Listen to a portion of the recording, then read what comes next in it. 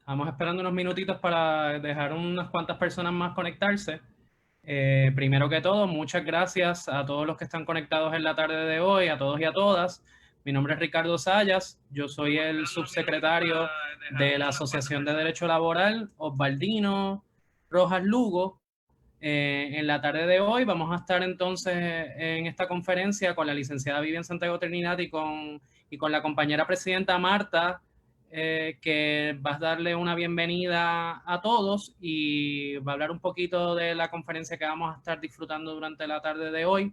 Así que sin más preámbulos, voy a darle la palabra a las compañeras que están ya conectadas, si me permiten un momento, para entonces proceder a vernos todos en pantalla. Yo estaré sirviendo de moderador de la conferencia. Estaré pendiente de las preguntas que ustedes tengan a través de la página de Facebook. En el momento que sea necesario, estaré interrumpiendo a la licenciada para traerle sus preguntas. En el caso de que pues, podamos esperar, pues al final de la jornada, una vez ella termine la conferencia, pasaremos entonces a discutir las preguntas con la licenciada. Así que déjenme, yo creo que ahí ya estamos todos, falta...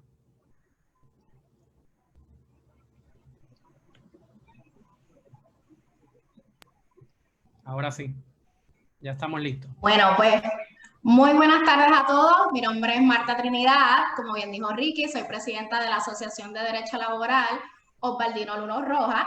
Hoy tenemos el privilegio de contar con la presencia de la licenciada Vivian Santiago, quien comenzó su práctica en el 2017. Se especializa en el derecho laboral y es fundadora de HR Consultants of Puerto Rico. Además, tiene presencia en las redes sociales, donde realiza videos educativos a través de la página de Abogados con Calle y en su página personal. Sin más preámbulos, tenemos aquí a la licenciada Vivian Santiago, que nos va a estar hablando hoy sobre la nueva ley del acoso laboral y sus implicaciones. Bueno, buenas tardes a todos y a todas. Muchísimas gracias, Marta, por la invitación, a todos en la asociación. Feliz y contenta de estar con ustedes y espero que estén preparados. Yo estoy con una taza de café, justo y necesaria para hablar de este tipo de ley. Y es bien importante, ¿verdad?, que de antemano sepan cuál es mi opinión, ¿verdad? Obviamente, en cuanto a esta ley 90 que fue aprobada tan recientemente como el 7 de agosto. Y es que me preguntan, y en las conferencias he dicho lo mismo, esta ley fue como ponerle una curita a un problema real, que en efecto sí existe, pero que necesitaba atención médica, no una curita, porque esas curitas que son relacionadas a las elecciones, pues son de las que, tú sabes, no son muy buenas. Así que definitivamente soy enfática en que sí es un problema que sí existe, es real, pero se debió atender de una manera un poco más completa, por decir una palabra, ¿verdad? Y ustedes han escuchado esto de acoso laboral o hostigamiento laboral, psicoterror laboral, mobbing, workplace harassment, el bullying. ¿No han visto, verdad? Lo han escuchado de distintas maneras. Y esto ya desde los 90, más o menos en Europa, ya veíamos psicólogos, ¿verdad?, hablando sobre este tema, las implicaciones que eso tenía en el trabajo, las implicaciones que tenía en la persona, ¿verdad?, que era acosada. Y aquí en Puerto Rico se empezó a ver por ahí, por los 2000. De hecho, hubo varios proyectos, entiendo que 2, si más no recuerdo, que fueron vetados. Pero esta ley, que fue antes el proyecto de la Cámara 306, pues andaba por ahí y fue resucitado recientemente. Él fue presentado en el 2017, entiendo que fue en enero, a principios de enero de 2017, como que unos días antes de que se aprobara la famosa reforma laboral, la ley número 4 del 26 de enero de 2017. ¿Y por qué traigo esto? Porque es un poco contradictorio uno ver el espíritu, la manera en que está redactada esta legislación versus ver la ley número 4. La ley número 4, en términos generales, tenía el propósito de flexibilizar, ¿verdad?, procesos y el derecho laboral en Puerto Rico para entonces atraer, ¿verdad?, esos investors de afuera que quisieran hacer negocios aquí en Puerto Rico, porque sí, estamos sumamente legislados, sobre legislados.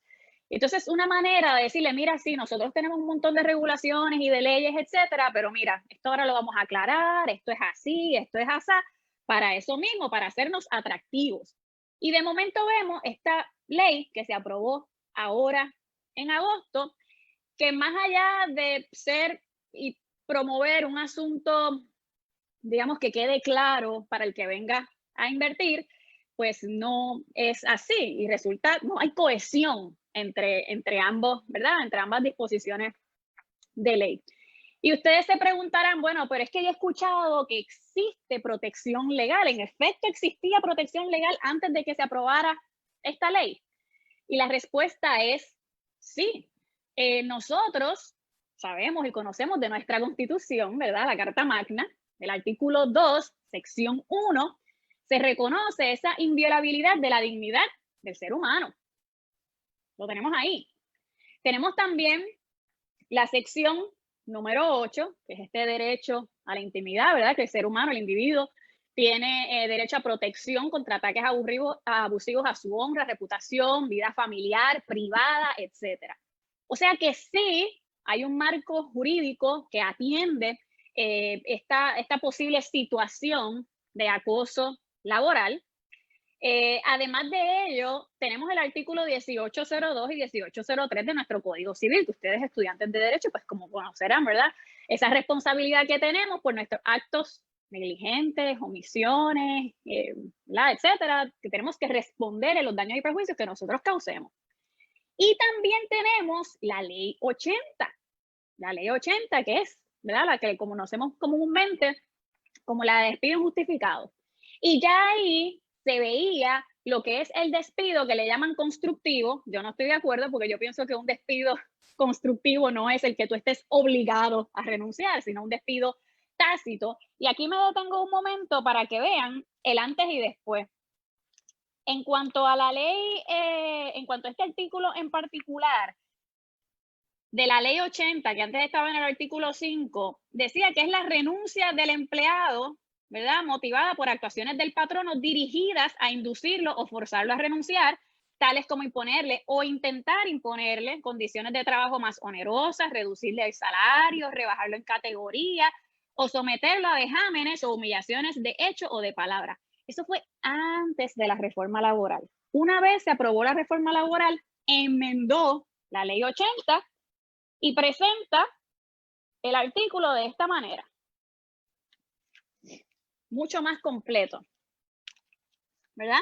Disponiéndose que los actos dirigidos a inducir o forzar a un empleado a renunciar solamente constituyen un despido cuando la única alternativa razonable que le quedaba al empleado es la de abandonar el cargo. No basta con cualquier molestia o condición antipática en el empleo, sino que debe tratarse de actuaciones patronales arbitrarias, irrazonables y caprichosas que generan una atmósfera hostil para el empleado, que impidan del todo su estadía sana en el trabajo y que sean originadas por un motivo ajeno al interés legítimo del patrono de salvaguardar el bienestar de la empresa. ¿Y por qué traigo esto? Bueno, porque es erróneo decir que nosotros no teníamos una protección. Sí la tenemos, claro está. En este en específico de la ley 80 tiene que existir la renuncia, ¿verdad? Esa renuncia que se dio por esas actuaciones arbitrarias, caprichosas y irrazonables, que la persona no tenía ninguna otra alternativa ¿verdad?, razonable que no fuera renunciar. Estamos de acuerdo. Pero aún tenemos así el 1802 y 1803, cuando la atamos, ¿verdad?, a esa violación, a esos derechos constitucionales. Más allá, tenemos un caso, el de Segarra versus Royal Bank, que les doy la cita aquí un momentito por si lo quieren leer luego, 145 DPR 178 del 1998. Y este caso, ¿verdad?, ya presenta el escenario claro de que un empleado puede acudir al tribunal para proteger su derecho constitucional a la intimidad y a su integridad. Está claro. De hecho, en este caso, no procedió porque el tribunal entendió que no era suficiente, ¿verdad? Para tener una causa de acción adicional al despido. Porque ella, en efecto, fue despedida porque no se reincorporó, ya estaba en el Fondo del Seguro del Estado, no se reincorporó, así que fue despedida. Pero esta acción adicional al despido que ella quería presentar, esos daños y perjuicios por violación a sus derechos constitucionales, el Tribunal Supremo entendió que no se configuró. Así que desde antes ya sabíamos que teníamos el asunto del despido injustificado, pero si hay otras conductas antijurídicas que no están relacionadas al despido, el empleado sí podía presentar una causa de acción. Claro, no puede ser, volvemos a lo mismo, cualquier molestia. Eso tiene que ser algo, ¿verdad?, que presente un escenario caprichoso, irrazonable, donde una persona, ¿verdad?, básicamente se le estén violando sus derechos constitucionales. Y con esto nos movemos ya de lleno, ¿verdad?, a la ley. Vamos a buscarla rapidito. Y es bien importante siempre, ¿verdad?, que vamos a discutir una ley, tenemos que saber cuál es, a quién le aplica, a quién no, a quién le excluye. Y esto es bien importante porque esto no es automático. Mucha legislación laboral presenta unas exclusiones. Mucha legislación laboral te dice tiene que cumplir con esto, con esto para que le aplique. Y esta no es la excepción. Y fíjense que en el artículo número 3 presenta, ¿verdad?, que esta ley aplicará a empleados, no importa la naturaleza del empleo, su categoría, jerarquía o clasificación, ni la duración del contrato de empleo, que sean objeto de la conducta denominada como acoso laboral. Y yo sé que muchos de ustedes pues son estudiantes todavía, ¿verdad? Y a lo mejor no han discutido esto de lleno en su clase de derecho laboral, pero ya desde aquí les está diciendo esto como que le va a aplicar a mucha gente, porque fíjense que dice, no importa la naturaleza de su empleo, categoría, jerarquía, clasificación, es decir, no importa si usted es supervisor, si usted es empleado, no importa si está en periodo probatorio, no importa si está contratado por tiempo temporero, si es exento, y eso es la otro asunto técnico, o no exento, esto le va a aplicar a todo el mundo. Así que ya usted está viendo ese marco bastante amplio que vamos a ir afinándolo ahora en la medida en que nos vamos moviendo a través de la ley. Y cuando vamos afinando eso, nos vamos entonces al artículo 4, donde ustedes van a ver las definiciones. Y las definiciones también son bien importantes. A veces nos confunden un poco más, a veces aclaran, ¿verdad? Y aquí pues tenemos una mezcla de esos dos escenarios. Pero es bien importante, tenemos que saber a quién aplica, las definiciones, etcétera. Y cuando vamos a la definición de empleado, fíjense que dice, se define como toda persona que preste servicios a un patrono y que reciba compensación por ello. Para efectos de la protección que se confiere mediante esta ley, el término empleado se interpretará en la forma más amplia posible. Vemos de nuevo, ¿verdad?, ese marco amplio de que esto se va a interpretar de la manera más amplia posible. Pero fíjese en una cosita bien importante, que estos son los tecnicismos que encontramos nosotros los abogados, de que ustedes poco a poco se van a ir dando cuenta. El inicio, esa primera oración donde dice, se define como toda persona que preste servicios para un patrono y que reciba compensación. O sea, no solamente es prestar el servicio, sino que tiene que recibir una compensación. Y aquí me detengo un momentito, y a pesar de que es un asunto, ¿verdad?, un poquito técnico, pero no está de más para uno, ¿verdad?, instruirse. Fíjese en el caso quizás de ¿verdad?, personas que realizan trabajo voluntario. En ese escenario no siempre hay una compensación, y si la hay, que yo de momento pienso, pues qué sé yo, a lo mejor le dan algún beneficio o hasta un gift card. ¿Es una compensación como la que presenta la ley? Eso hay que analizarse.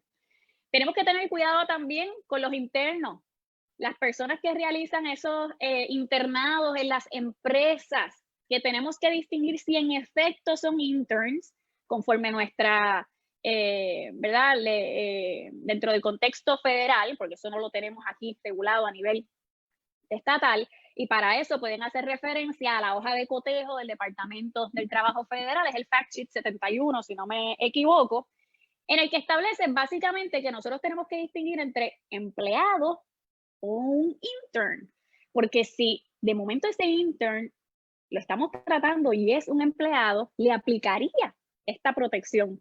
Así que es bien importante saber con quién contamos para estar claro de nuestra responsabilidad. Y básicamente un intern, yo en términos bien generales, porque el tribunal por lo general presenta 7 factores diferentes que hay que evaluar de quién se beneficia más, si es el intern o, ¿verdad? O es ese patrono. Yo digo que si estorba, es un intern, en la medida en que aporta demasiado a tu empresa, pues se inclina la balanza que podría ser un empleado con derecho a muchísimos beneficios y protecciones de ley. También es importante señalar el famoso, por ahí que ustedes han escuchado muchas veces de seguro, los servicios profesionales, que ya cuando estén de lleno en su clase de derecho laboral, yo estoy segura que su profesor o profesora le va a decir, mire, el término correcto es contratista independiente, no es servicios profesionales, eso es un asunto, ¿verdad?, de allá de los taxes y los contables, que no es lo mío porque los números y yo no nos llevamos, quizás por eso estudié derecho. No, mentira. Así que, ¿por qué es importante? Vamos de nuevo la clasificación. Ustedes piensan que ustedes lo que tienen es un contratista independiente. Pues porque sí, porque ustedes estuvieron de acuerdo con que en efecto va a ser un contratista independiente.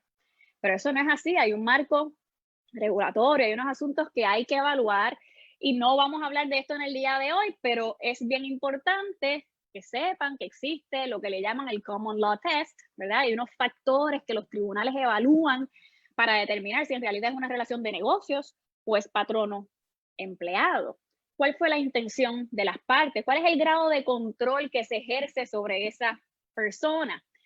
Así que eso es bien importante que lo tengan claro, porque de momento piensan, no, si es contratista independiente, y de momento tienen la demanda de acoso laboral que va a ir acompañada, les aseguro, con reclamaciones de ley 180, 379, 289, que eso es salario, licencia por vacaciones, enfermedad, un arco iris de reclamaciones judiciales. Así que por eso es importante tener claro no solamente lo que dice ahí de lo que es empleado, sino tener ese contexto completo y ayudar, ¿verdad?, a las empresas, a que todo el mundo esté claro con si es empleado o no, conforme a la ley.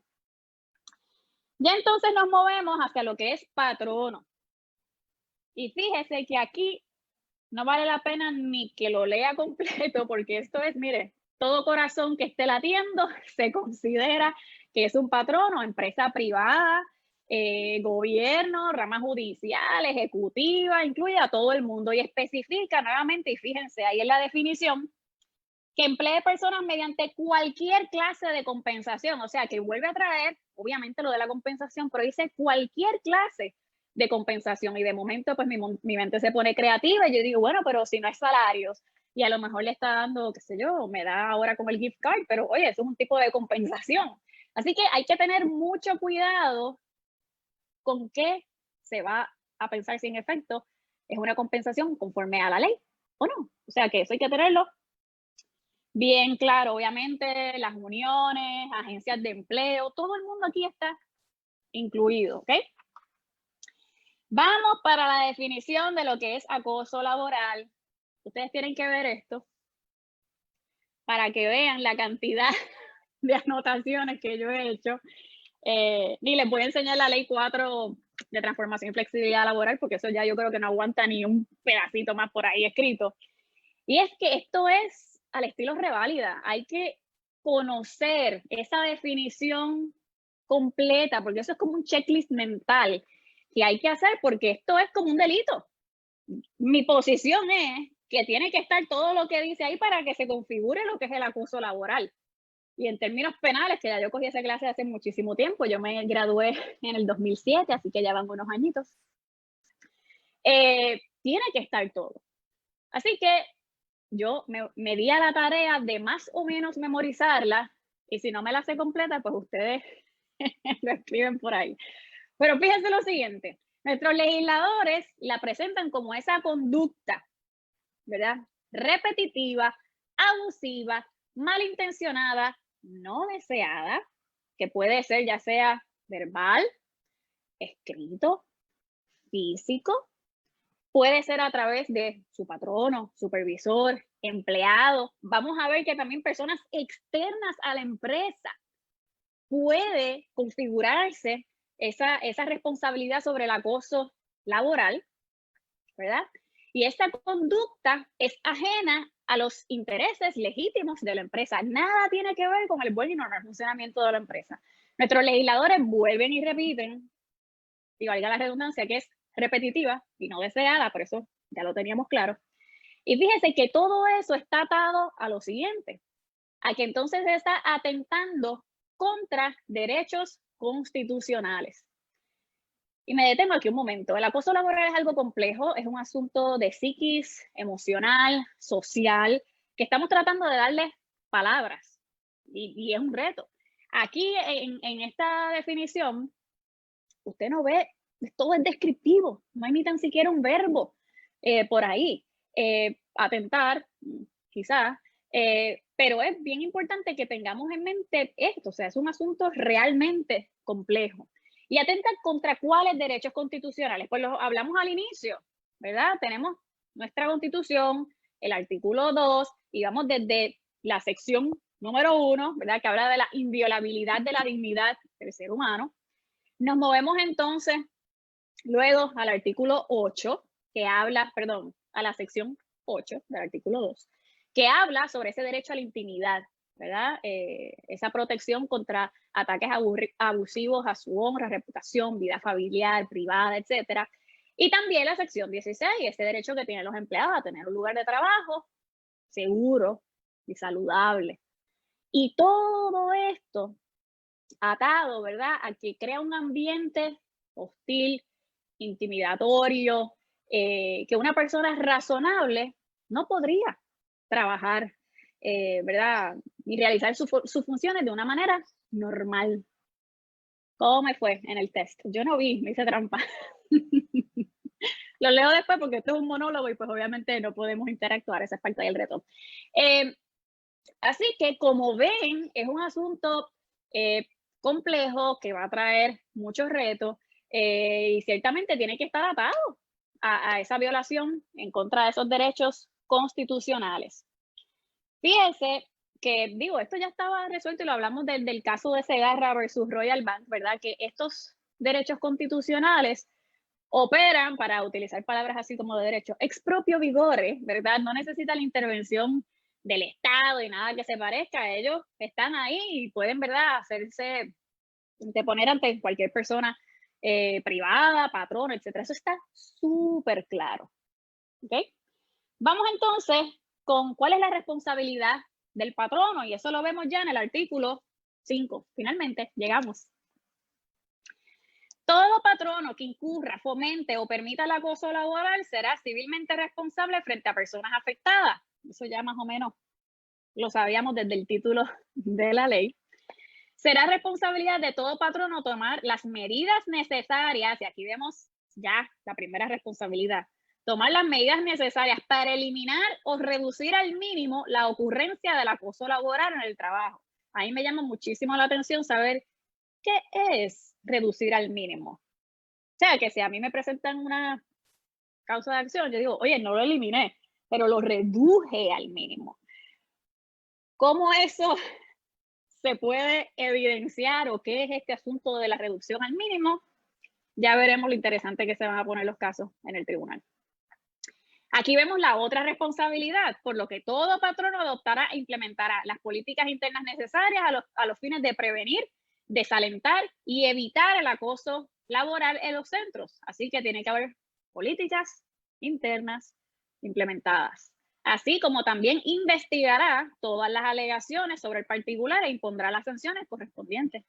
Otra responsabilidad de investigar y de tomar, ¿verdad?, las acciones y las sanciones que sean correspondientes. De aquí voy a brincar un poquito para que sea cohesivo, ¿verdad?, en cuanto a la responsabilidad del patrono, y me voy a mover al artículo número 9.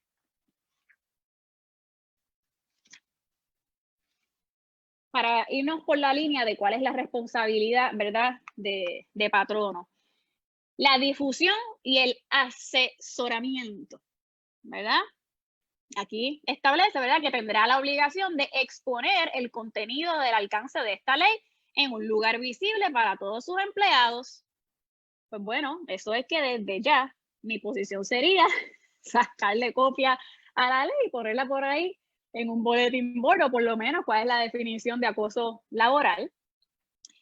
También orientarlos sobre las medidas políticas y procesos adoptados en el lugar de trabajo.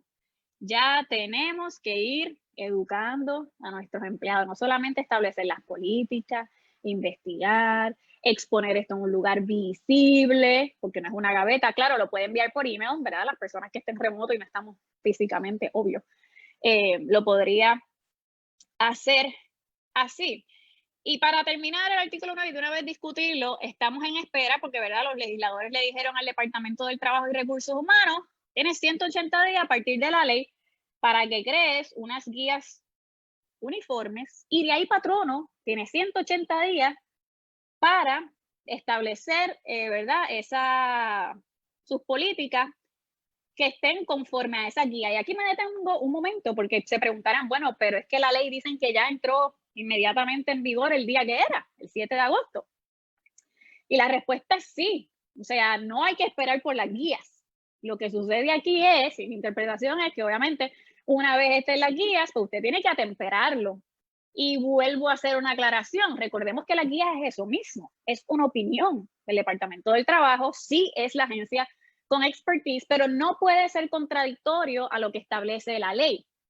Y vamos a ver que más adelante establece que tienen que presentar también un reglamento dentro de los 180 días. Y eso sí es vinculante en derecho, eso sí se tiene que atender y, ¿verdad?, tiene la formalidad, el peso de ley. Así que es bien importante distinguir entre esto de las guías y el reglamento. El reglamento sí es vinculante en derecho, las guías son guías, claro, de una agencia con expertise, y eso siempre hay que tenerlo, ¿verdad?, básicamente como de opinión, y cumplir con ella en la medida en que sea posible, pero nunca debe ir, ¿verdad?, coger otro carril que no sea el de la ley. Entonces, vamos a ver ahora, vamos a regresar al artículo 5 con la responsabilidad del patrono. Y ese segundo párrafo habla básicamente de los patronos que tengan uniones, etcétera, que tienen que, ¿verdad?, o cumplir con la ley, o que lo que hayan establecido en el convenio quizás anterior de políticas sobre acoso laboral, pues tiene que ser igual, o que provea mayor protección. ¿Okay? Eso es en términos generales, ¿verdad?, lo que presenta ese segundo párrafo. Vamos al tercero, que está bien interesante, para que tengan claro este asunto de la responsabilidad. Todo patrono será siempre responsable por las actuaciones del personal de supervisión a su cargo u otros empleados que constituyan acoso laboral si el patrono, sus agentes o supervisores sabían o debían estar enterados de dicha conducta, a menos que el patrono demuestre que tomó acciones inmediatas y apropiadas para corregir cualquier conducta de hostigamiento laboral y el empleado irrazonablemente falló en aprovechar las oportunidades de medidas preventivas o correctivas provistas por el patrono para evitar los daños. Esta defensa no será eximente de responsabilidad cuando las acciones sean cometidas por el propio patrono. Uno se acostumbra a leer de esta forma nuestras piezas legislativas. Mi esposo, que es médico, me dice, ¿cómo ustedes hacen una oración tan larga? O sea, no se les va como que el pensamiento en la mitad de ella. La respuesta es sí. Y uno lo lee y de momento me escuchan y es como que, ok, ya me perdí. Pero vamos poco a poco. Vamos con las reglas generales de que el patrono siempre va a ser responsable. Y eso quedó bastante claro. Si este patrono sabía o debía saber de esa conducta de acoso laboral, ¿cómo sabía o debió saber? Pues eso es un asunto de prueba y de la totalidad de las circunstancias, claro está. A menos que, y aquí viene básicamente esa defensa, esa inmunidad, a menos que, aquí viene la excepción, el patrono haya tomado acciones inmediatas y apropiadas para corregir la conducta de hostigamiento laboral. Y fíjese que ahí tenemos un y, no o, y el empleado irrazonablemente falló en aprovechar las oportunidades de medidas preventivas que estaban establecidas en la empresa. O sea que para yo, patrono, tener esa capita de protección, tiene que ser que yo tome acciones apropiadas e inmediatas y el empleado falló en utilizar, ¿verdad? Esos mecanismos internos de la empresa. Y es que el empleado lo haya dejado utilizar de una manera irrazonable. O sea, eso tiene que ver caso a caso. Obviamente, qué políticas, cuán efectivo eran esos procesos y esas políticas establecidas también se verá. ¿Qué son acciones apropiadas e inmediatas? Mire, esto no es un asunto de me enteré hoy, tengo que salir corriendo, volverme loca y atender esta situación. No, es que tenemos que investigar, si es necesario, básicamente decirle a esa persona de la poca información que tengamos de esas actuaciones, un cese y desista, mira, tenemos una situación, vamos a hablarlo más adelante, vamos a separar a estas personas quizás del trabajo, si están en una misma oficina, pues vamos a tomar unas medidas preventivas en lo que investigamos, porque una investigación no puede ser atropellada y por el asunto del tiempo, porque muchos detalles se pierden y las cosas se tienen que atender bien. Así que el que es apropiado e inmediato se ve de caso a caso. Pero es usted atender esto, ponerle por lo menos, volvemos con el asunto de la curita, una curita, ¿verdad?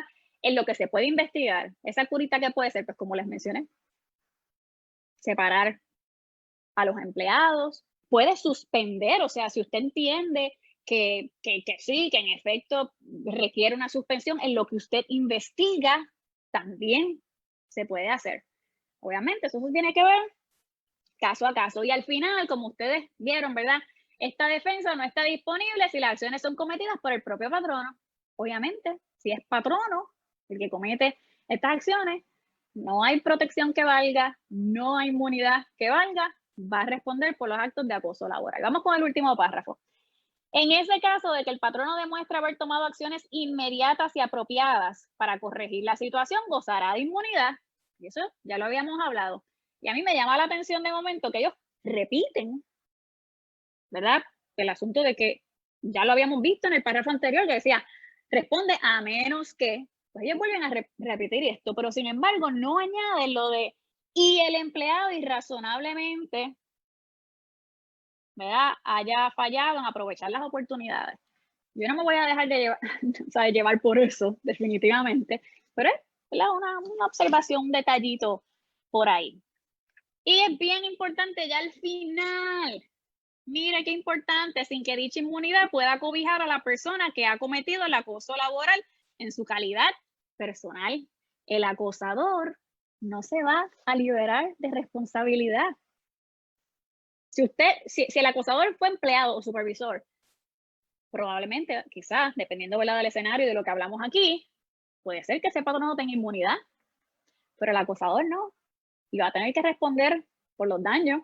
Así que este es el momento de coger todas esas clases de civismo, de estas de refinamiento, para que todos andemos, mire, bien educados, así como de la realeza, porque la persona puede responder hasta una persona que ya verán más adelante, externo a la empresa. Entonces, brevemente, cuando la situación de acoso laboral se suscite entre empleados de diversos patronos, como puede ser en el caso de agencias de empleo, empresas de seguridad, de mantenimiento, todos los patronos involucrados tienen la obligación de investigar independientemente de si son o no el patrono directo de esa persona. O sea que si usted tiene contratistas independientes, que en efecto de verdad son contratistas independientes, empleados de agencias de afuera, tienen que investigar todos juntos tienen que investigar todos los patronos. Eso es lo que establece la ley. Y por último, de este artículo número 5, un patrono será responsable de los actos de acoso laboral hacia sus empleados por parte de personas no empleadas por este, si el patrono y sus agentes o supervisores sabían o debían estar enterados de esa conducta y no tomaron acción inmediata y apropiada. Esto es lo que les dije desde el principio, que una persona externa, que no es empleado, que no es supervisor, puede ser un cliente, puede ser un suplidor, el que sea externo. Si usted, patrono, sabía o debía saber y no tomó acciones apropiadas e inmediatas, felicidades, también va a ser responsable. Así que ya vimos que sí es amplio, sí estamos, ¿verdad?, delimitando esos márgenes, pero como quiera, es abarcadora, es bastante punitiva. Yo que soy, y los que me siguen saben que yo soy fiel creyente de la educación, creo más en la educación que en penalizar, en realidad. Y esta ley se pudo haber atendido de esa manera, un asunto de educación. Claro, ¿cómo hacemos que sea efectiva esa educación? Pues eso es parte del reto. Pero esto de estar castigando y haciendo estas cosas así como un poquito atropelladas, pues no resuelven el problema. Pero bueno, eso es lo que tenemos y con lo que hay que bregar. Vamos al artículo 6, que está bien interesante, de negación de inmunidad patronal, y esto no se refiere a la inmunidad que acabamos de hablar, sino a la del Fondo de Seguro del Estado. Si no lo saben, ¿verdad? El Fondo de Seguro del Estado, los patronos pagan una póliza para, literalmente, asegurarse, ¿verdad? Sus empleados reciben tratamiento médico o lo que sea necesario por accidentes, enfermedades ocupacionales que hayan desarrollado, ¿verdad? Que esté todo atado a la empresa y que, ¿verdad? En ese sentido, un patrono tiene la inmunidad patronal cuando paga esa póliza a tiempo, clasifica correctamente y hace todas las planillas bien, etcétera. En efecto, ¿verdad? Tiene esa inmunidad que no se le puede demandar en daños y perjuicios ni al empleado ni a un familiar, ya sea porque el piso estaba mojado, la escalera tenía un step, ¿verdad? Se me fue la palabra en español, un step donde coloca el pie, estaba roto.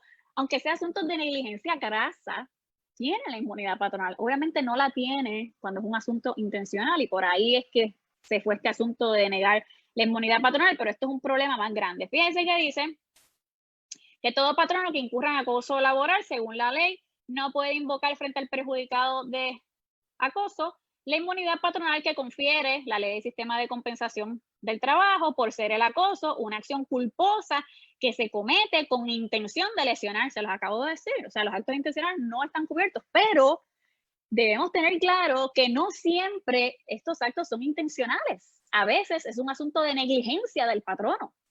Quizás es intencional del empleado, pero ocurrió por una negligencia de patrono. Entonces se está penalizando a patrono, perdiendo la inmunidad, y fíjese el efecto de esto. Sin embargo, el empleado puede recibir los beneficios, los servicios ofrecidos por el sistema de compensación por accidentes del trabajo, y una vez se determine que la condición de salud se debe a un patrón de acoso laboral, la Corporación del Fondo de Seguro del Estado podrá recobrar del patrón los gastos incurridos en el tratamiento del empleado afectado. Y esto es caótico. Esto es parte de lo que presenta un escenario bien complejo, porque ¿quién va a hacer esa determinación de acoso laboral en el Fondo de Seguro del Estado? El patrono, por lo general, no participa de ese proceso inicial. ¿Qué deferencia le va a dar un tribunal si está viendo una causa de acción por allá de acoso laboral con lo que presente acá el Fondo de Seguro del Estado?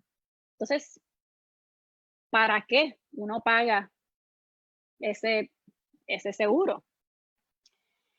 Y recobrar los gastos incurridos, no estamos hablando de 100 pesitos, 200, estamos hablando de cuentas bien largas, de unos numeritos bien grandes. Así que esto es importante que lo tengan claro, cómo esto va a impactar la opinión de un juez en un tribunal.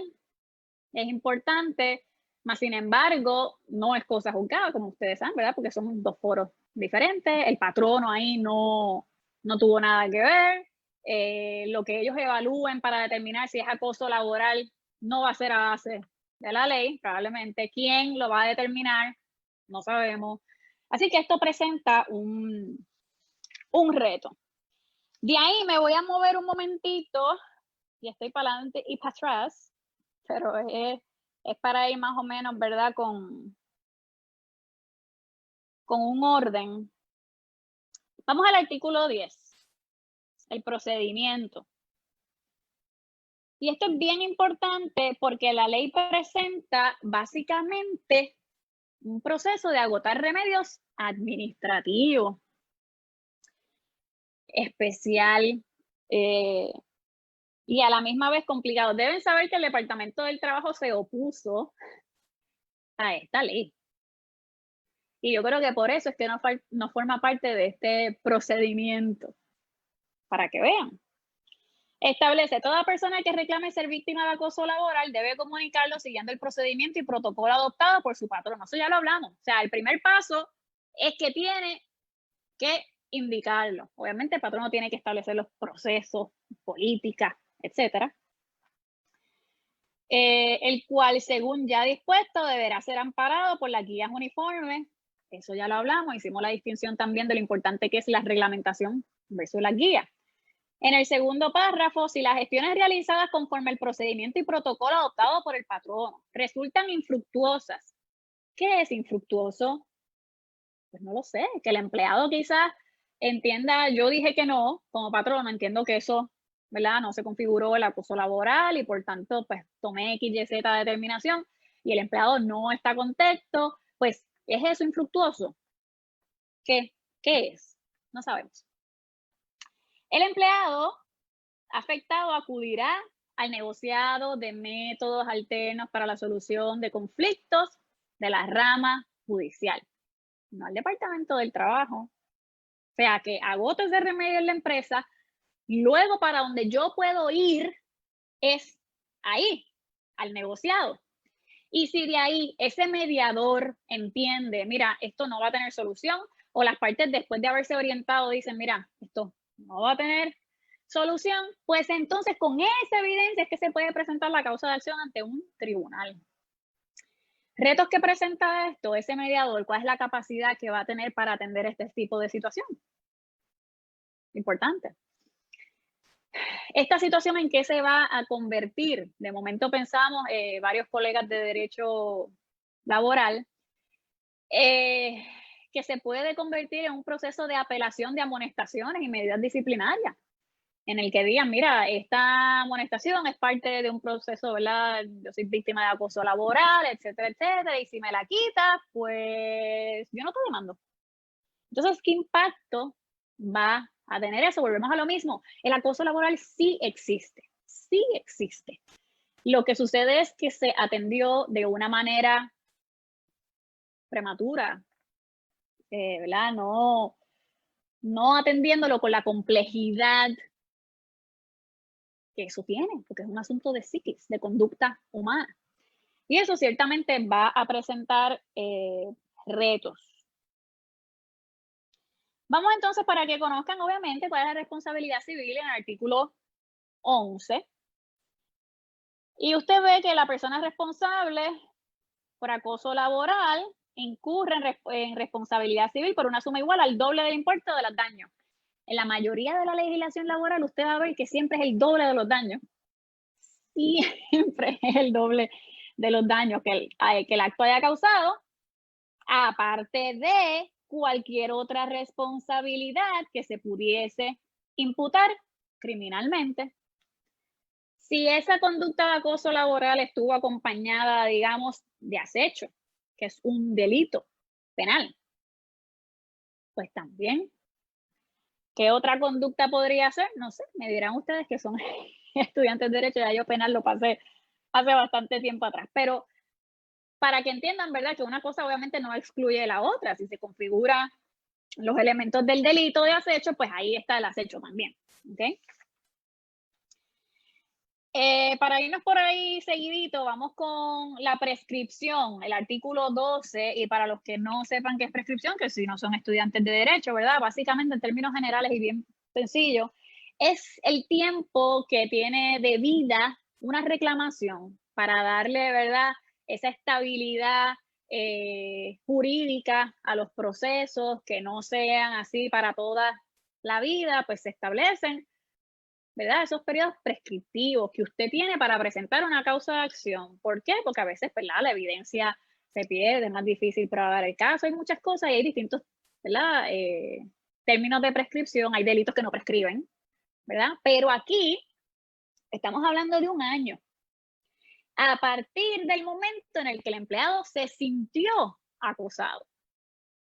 Parte del reto. ¿Cuándo se sintió acosado? Las personas a veces no se dan cuenta de que son víctimas de acoso hasta un tiempo después. Y eso obviamente presenta un reto, porque si nosotros queremos darle, ¿verdad?, esa estabilidad a estas relaciones jurídicas, pues eso de sentirse, pues ciertamente presenta un reto. El artículo 13, procedimientos sumarios, fíjese que cuando estamos atendiendo situaciones de derecho laboral, tenemos la ley número 2, es una ley especial, y sin entrar en mucho detalle, básicamente estos son términos bien cortitos para que las cosas se vean de una manera rápida. ¿Por qué? Pues porque el empleado, ¿verdad?, es el que se ve más afectado en términos de que se queda sin empleo, etcétera. Y se podría ver a través, ¿verdad?, de esa ley número 2, que presenta términos más cortos, reglas específicas en cuanto al descubrimiento de prueba, de qué se puede hacer, qué no, etcétera. En el artículo 14, brevemente, la reglamentación, eso ya lo habíamos hablado, ¿verdad?, que vamos a esperar por esa reglamentación, que es bien importante. El artículo 16, pues obviamente la vigencia, ya nosotros sabemos que eso entró en vigor inmediatamente luego de su aprobación. Vamos entonces hacia atrás para hablar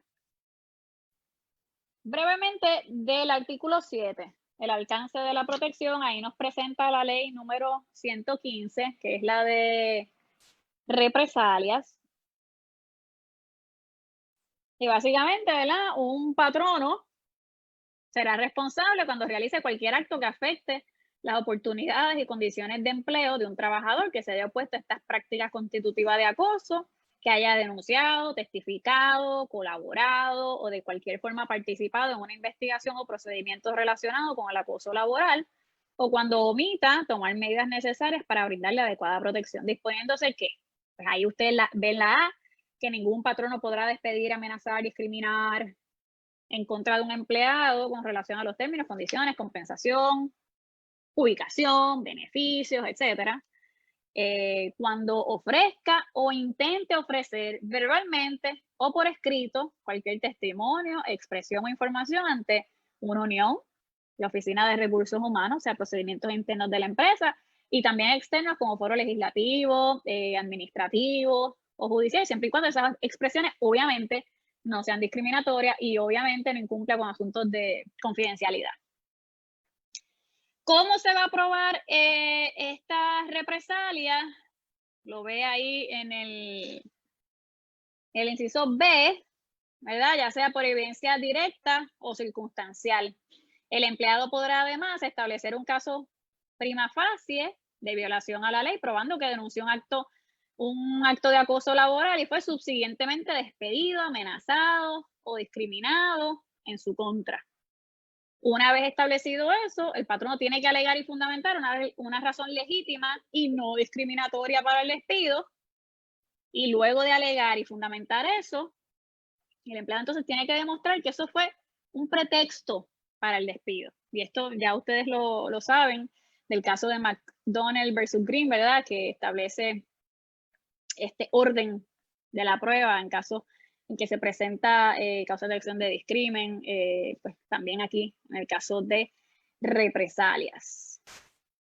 Bueno, y nos queda lo más interesante, porque ya cubrimos todo lo demás, de qué nuestros legisladores piensan que es acoso laboral. Y vamos para el artículo 8, determinación de acoso laboral. Fíjense que comienza diciendo la determinación de si una conducta constituye o no acoso laboral en el empleo dependerá de la totalidad de las circunstancias, que lo hemos hablado ya en varias ocasiones, y los hechos probados en cada caso en particular. ¿Qué se considerará conducta constitutiva de acoso laboral, pero sin limitarse a, o sea, que aquí está dando ejemplos? Mi opinión es que estos ejemplos tienen que estar atados a la definición de acoso laboral. Y vimos que en el caso de acoso laboral, esa conducta tiene que atentar contra derechos constitucionales. Ese sería, ¿verdad?, parte de mi argumento para que en efecto, ¿verdad?, se le dé el peso de que esto fue acoso laboral. Por mencionar algunas, porque están detalladas ahí de la 1 a la 9, las expresiones injuriosas, difamatorias o lesivas sobre la persona con utilización de palabras soeces.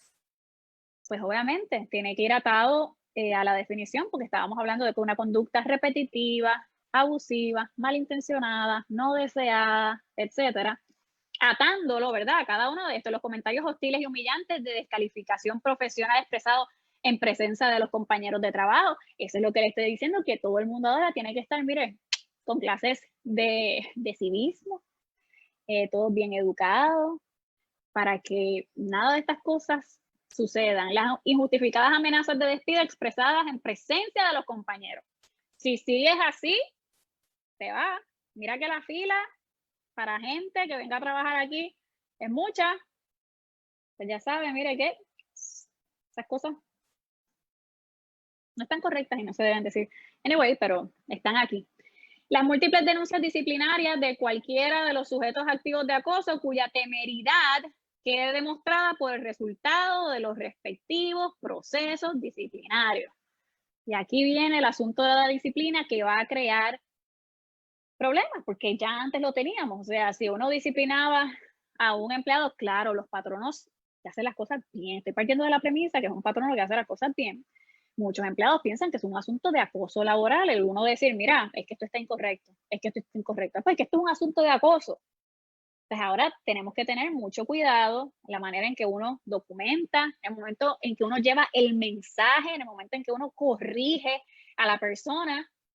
Tenemos que estar conscientes de las implicaciones de nuestra conducta verbal, física, de no hacer como que dar contra la pared, escribir cosas en el chat, como, no sé, lo que sea, un email. O sea, tenemos que estar, ¿verdad?, atendiendo eso como un todo. Número 5, la descalificación humillante sobre propuestas u opiniones de trabajo. Por ejemplo, esto no sirve. Esto es lo que tú me traíste. Esto no sirve. Pues eso será acoso laboral. Ahí lo tengo. Los comentarios o burlas dirigidos al empleado sobre su apariencia física o la forma de vestir formulados en público. Tú hoy pareces que saliste, tú te arreglaste, te miraste en un espejo. Pues todas esas cosas que a veces nosotros los puertorriqueños queremos hacernos los graciositos o graciositas, pues mire, hay que zip it. 7, la alusión pública a hechos pertenecientes a la intimidad personal y familiar del empleado afectado. De ahí vemos lo del asunto del derecho a la intimidad, pero obviamente tiene que ser con ese peso y ese grado objetivo y subjetivo de lo que es, ¿verdad?, un posible ataque, ¿verdad?, a esos derechos constitucionales, la intimidad de esa persona y de su familia. Cuidado, ¿verdad? No, de ese no voy a dar ejemplo porque tengo uno en mente, pero no es apropiado. El número 8, la imposición de deberes patentemente extraños a las obligaciones laborales, las exigencias abiertamente desproporcionadas sobre el cumplimiento de la labor encomendada y el brusco cambio de lugar de trabajo o de la labor contratada sin ningún fundamento objetivo. Y este va a traer también complicaciones, porque a veces lo que es patentemente extraño a las obligaciones de un empleado es que no esté literal escrito en su job description. Y en la empresa privada, usted realiza todas las funciones que sean necesarias para el buen y normal funcionamiento de la empresa. Que usted piense que no pueda coger un mapo, ahora mismo que estamos en tiempos de pandemia y que hay que hacer de todo, pues eso no es un asunto de acoso laboral. Usted pensará que es patentemente extraño a lo que usted realiza, pero en realidad no. O sea que Por eso es que hay que coger estas cositas con pinza y con mucho cuidado. Número 9, la negativa del patrono u otros empleados a proveer materiales e información de naturaleza pertinente e indispensable para el cumplimiento de las labores. Yo de verdad no puedo imaginar un lugar en que diga, necesito el reporte para hacer el trabajo y la persona te diga, no, no te lo voy a dar. No sé cómo lo vas a hacer, pero yo no te voy a dar el reporte.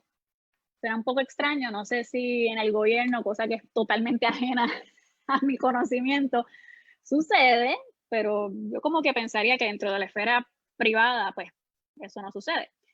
Vamos entonces a que no se considera conducta constitutiva de acoso laboral. Nuevamente nos aclaran los legisladores que no es taxativo, es decir, no es una línea, un listado de conductas limitadas, que esas son las únicas, ¿verdad? Sino que esto es a modo de lo que podría ser considerado. O sea que no se considera, acoso laboral. Actos destinados a ejercer la potestad disciplinaria que legalmente corresponde a los supervisores sobre sus subalternos. Claro, usted tiene la potestad de disciplinar. Ahora bien, tenga mucho cuidado, porque aquí, como hago la aclaración en el otro lado de lo que es acoso laboral, hago la aclaración de lo que no es acoso laboral. Cuidado que al momento de uno patrono, supervisor, gerencial, establecer estas medidas disciplinarias, no sea arbitrario, caprichoso, irrazonable, no raye en conductas que se puedan considerar, ¿verdad?, que está atentando contra derechos constitucionales. Así que, ¿verdad?, hago esa aclaración. Número 2, la formulación de exigencias para protección de la confidencialidad de los servicios a los que se dedica el patrono o la lealtad del empleado hacia su patrono. Esto, obviamente, pues, lo sabemos, ¿verdad?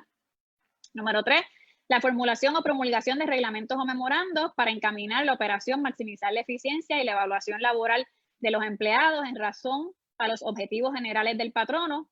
Yo honestamente no sé por qué tuvieron que aclarar que los memorandos y reglamentos no se deben considerar como conducta constitutiva de acoso laboral, porque pues, los reglamentos están ahí y las normas tienen que estar ahí.